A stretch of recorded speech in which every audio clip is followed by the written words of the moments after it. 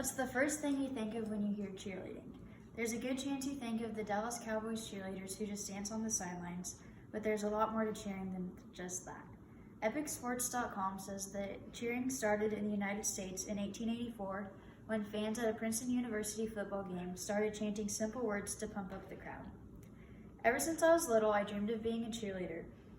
I started tumbling classes at the age of 3, then I officially became a cheerleader just before 7th grade. I've been cheering ever since, and I'm now in my 6th year of cheering. Everything is very different now than when cheering first started. This includes uniforms, the different components that it entails, and competitions. The first uniforms were nothing like they are today. Women weren't allowed into cheerleading until the 1920s, but soon after they started, they began to take over. When they first began, they had skirts that reached their ankles and baggy sweaters. By the 1980s, they had shorter skirts, but they still had sweaters. This is my mom's sweater from the 1980s. And they had to have their big pom-poms that were made out of paper. Now our uniforms are tight sleeveless tops. This is my most recent one. And skirts. We still use pom-poms, but they are much smaller and they are made out of plastic. Another vital part of the cheer uniform, of course, is the bows. This one's my favorite. As the uniforms have evolved, so have many of the different other aspects of the sport. As you've probably seen before, the main thing that cheerleaders perform are cheers. These consist of chants that pump up the crowd and also have complex motions that go with them. With the motions include dancing, which is necessary to do when the band starts playing music.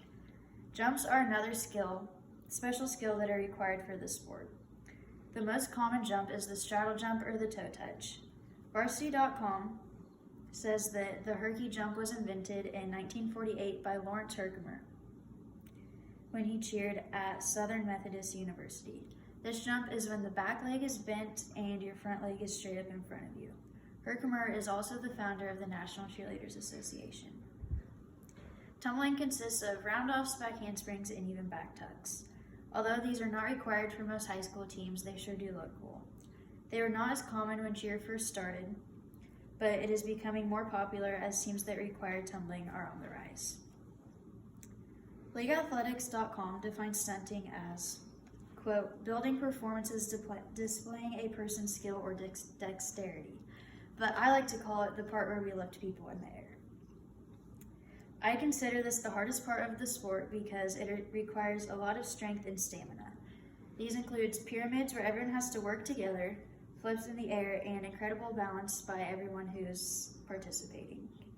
In the 1980s, it was against the rules for a stunt to go over 2 people high, but now we are also allowed to do all sorts of crazy stunts. In addition to cheering at games, there is also a competitive side to cheerleading.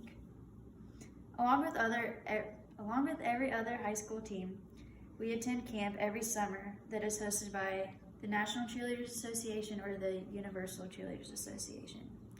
During camp, there are many competitions. The first one is the All-American competition where individuals compete the camps, cheer, chant, and dance for a chance at this medal. The most coveted prize at the UCA camp is the inflated banana, because it is awarded to the team who shows the most spirit throughout camp. These prizes are fun, but you cannot forget the spirit stick. This was also invented by Lawrence Herkimer, and it is awarded for teams who have the most positivity and can continue to be loud. Another aspect of cheerleading is all-star cheer, and I've never been a part of an all-star cheer team, but it is very intense. According to Varsity.com, it started in the 1980s and became very popular in the 90s. These teams include the best of the best cheerleaders who practice nearly every day to compete against other teams throughout the country. Athletes on these teams spend countless hours in the gym and go through a lot of blood, sweat, and tears to be where they are.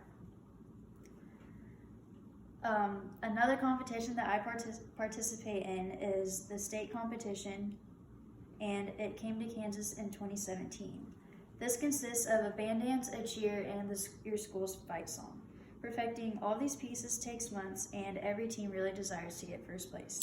In 2018, my school's team won 3rd place. I'm used to hearing, quote, cheer is not a sport, but I believe it is becoming more of a sport every year.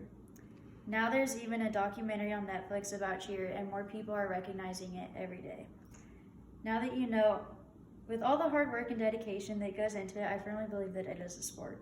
Now that you know all the components that make up cheerleading, think about watching the cheerleaders for a while next time you go to a football or basketball game.